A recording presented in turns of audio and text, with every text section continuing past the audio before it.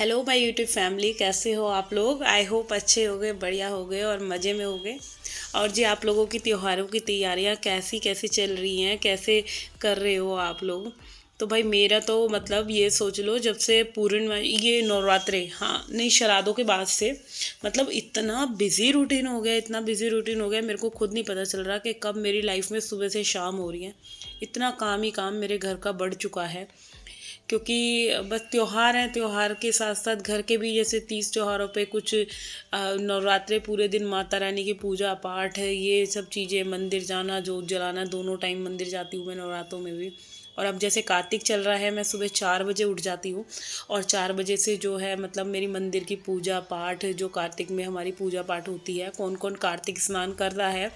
और प्लीज़ ज़रूर बताना मेरे को कमेंट बॉक्स में। तो 4 बजे उठने के बाद भाई एक ना अलग ही लेवल की एनर्जी होती है। मुझे नहीं पता वो कौन सी शक्ति होती है जो भगवान जी हमें देते हैं। मेरे को वैसे उठने में इतनी प्रॉब्लम होती है 4 बजे तो वैसे भी, बट अभी जो है कि मतलब कुछ नहीं, मेरे को ऐसे वो लग रहा है। तो आप लोग देखिए, आज मैं खाना बना रही हूँ, और खाना तो खैर रोज़ बनाती हूँ, बट आज कुछ स्पेशल है। आज हमारे घर में गेस्ट आ रहे हैं। और गेस्ट कौन आ रहा है, मेरे भैया और भाभी आ रहे हैं, वो मेरे को दिवाली देने आ रहे हैं।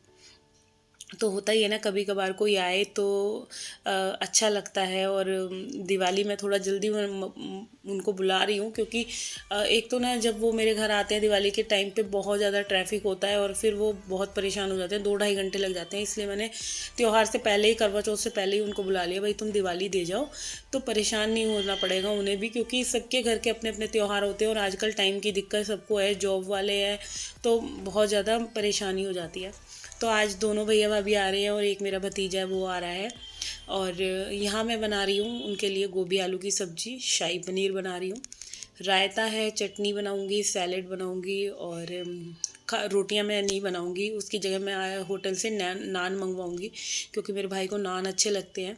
तो नान आएंगे आज। वैसे तो मैं घर में भी बना लेती हूँ, बट आज अभी फ़िलहाल टाइम ही नहीं है मेरे पे, मैं खाना बनाने में इतना टाइम लग गया था।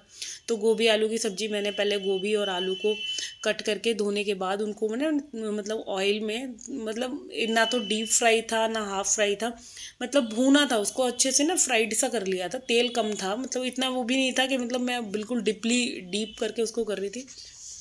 फिर उसके बाद मैंने गोभी आलू में मतलब टमाटर वाला तड़का दिया है, टमाटर अदरक का पेस्ट बनाकर, जैसे कि मैंने अभी दिखाया है। और ये मैं बना रही हूँ लहसुन प्याज की ग्रेवी शाही पनीर के लिए। प्याज मैंने मॉर्निंग में कट कर ली थी, लहसुन छील लिए थे जब मैं चाय पी रही थी। और जब होता ही है ना, देखो कोई आता है तो दिल करता है कि भाई कुछ अच्छा सा बना कर खिलाओ सबके लिए। मेरे को बड़ा मन करता है कि कोई भी मेरे घर आता है तो मेरे को एक अलग ही लेवल की एक्साइटमेंट होती है कि कोई खाए ना तो मेरे को ये कहे, अप्रिशिएट करे कि हाँ खाना अच्छा बना था। तो देखते हैं, अभी मैं यहाँ काजू फ्राई कर लिए हैं, इसमें मैंने थोड़ा सा ऑलिव ऑयल डाला है। वैसे तो आप घी मक्खन किसी में भी कर सकते हैं, बट मैं बाद में उसमें तड़का दूंगी। तो यहाँ पे लहसुन, हरी मिर्च, टमाटर, जो भी शाही पनीर में डलता है सामान, मेरे को ऐसा कुछ खास आता नहीं है, बट जो भी जैसा भी बनाती हूँ मेरे भाई को अच्छा लगता है। वो बहुत मतलब मेरे हाथ का पसंद करके खाता है, कि मेरे को बोलता है कि तू तू ही शाही पनीर बनाया कर। तो यहाँ पे अभी काजू और लाल मिर्च मैंने भून ली है, सूखी वाली लाल मिर्च डाली थी। अब इसके बाद जो है मैं डाल रही हूँ इसमें प्याज, अलग से रखी थी और मेरे को दिमाग में नहीं, मैंने टमाटर के साथ डाल दी। तो हल्की सी मैंने गोल्डन ब्राउन 2 मिनट के लिए प्याज करनी है। फिर इसके बाद जो है मैंने टमाटर, हरी मिर्च, अदरक ये डाल के इसको भूनना है अच्छे तरीके से। अच्छा, आज क्या हुआ था कि ये वीडियो बनाने में बहुत टाइम लग गया, क्योंकि भाई जो भी शाही पनीर बनाता है उसे पता होगा कितना टाइम लगता है। तो नॉर्मली आप सब्ज़ी जो है मसाला पीसा और भून लिया और कुकर की सीटी लगा दी, बट इस सब्ज़ी में टाइमली लगता है। तो अभी मैं इसको टमाटर प्याज वगैरह को इसको अच्छे से जो है इनको भूनूंगी। और अभी थोड़ी देर इनको, ये जब तक ये गलेंगे नहीं, इसे मीडियम टू लो फ्लेम पे हमें भूनना है।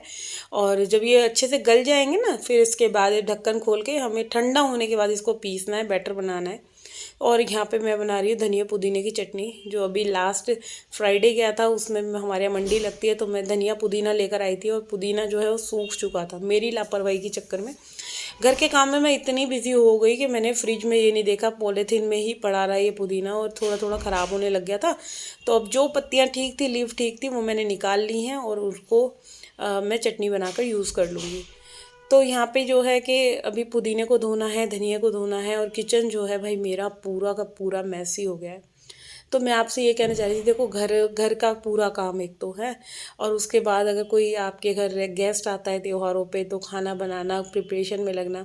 तो भाई आज तो मेरी बैंड बज गई थी, मैं क्यों झूठ बोलूँ, बहुत बुरी तरह से। और मेरी फिर इतनी हिम्मत नहीं हो रही थी कि मैं रोटियां बनाऊं। तो वैसे भी भाई को नान पसंद है, तो मैंने फिर यही कह दिया था कार्तिक नान ले आएगा, हमारे पास में होटल है, उससे उधर से बनवा के। तो अभी नमक खाली हो रहा था, नमक का डिब्बा उसको फिल कर लिया है, डिब्बा धो के। और यहाँ पे क्या है ना कि मतलब आप किचन में जब भी काम करोगे तो आप देखोगे कि कितने बर्तन होते हैं ना, उस बर्तनों की तो कोई तादाद ही नहीं है। आप धनिया धो रहे हो, पुदीना धो रहे हो, टमाटर काट रहे हो, कोई भी चीज़ कट कर रहे हो तो बर्तन चाहिए, कोई भी चीज़ ढक रहे हो तो बर्तन चाहिए, सब्जी धो रहे हो तो बर्तन चाहिए। और इतने बर्तन होते हैं ना, तो फिर वही रहता है कि मेरी कोशिश यही रहती है, मैं किचन में जितनी देर हूँ, मैं जो भी बर्तन हो रहे हैं मैं साथ के साथ धो धो कर, पोंछ पोंछ कर लगाती जाऊँ। क्योंकि भाई ऐसे अगर काम करूँगी तो पूरा किचन मेरा फैल जाएगा, और वो काफ़ी हद तक फैला भी हुआ था। मैं इतना मतलब धीरे धीरे काम कर रही थी। अच्छा, बूंदी का रायता बनाना है, तो रायता चटनी जो है मैं दही वाली बनाती हूँ, जो जैसे होटल में नहीं मिलती। हाँ, लहसुन प्याज नहीं डालूंगी, क्योंकि वो हस्बैंड जी का चक्कर है, मेरे हस्बैंड जी लहसुन प्याज नहीं खाते।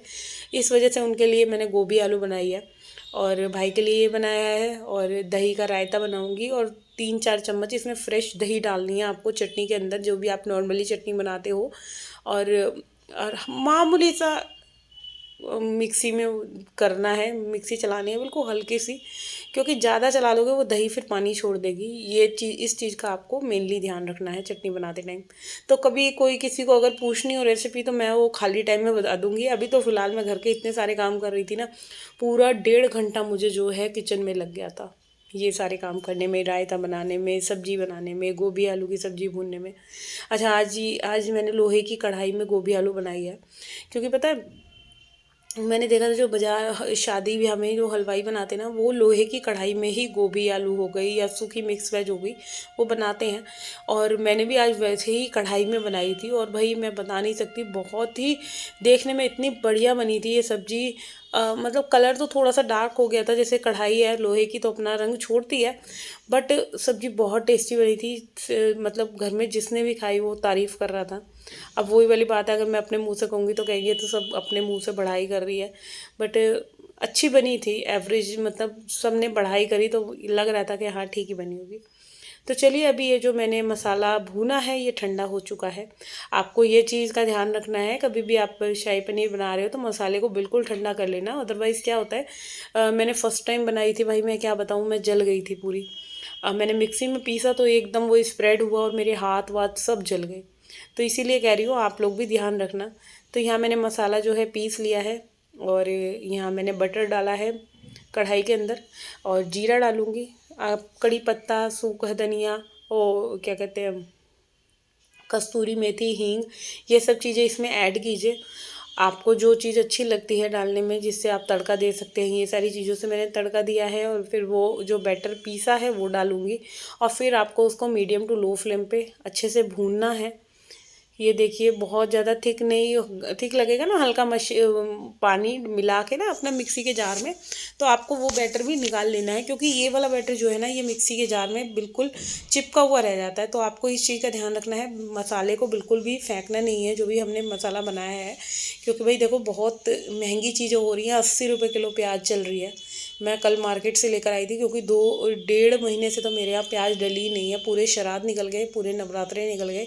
और कार्तिक में भी मैंने आज मेनली यूज़ करी है। आपने देखा होगा काफ़ी टाइम से मेरे घर में खाने में प्याज नहीं डल रही थी, बट ये था भाई को ना बिना लहसुन प्याज का खाना अच्छा नहीं लगता, तो उसकी वजह से मुझे डालना पड़ा। वरना मेरा मन चले तो मैं कार्तिक के महीने में भी प्याज यूज़ ना करूँ। मुझे वही लगता है कि मेरे कान्हा को भोग नहीं लगा पाऊँगी।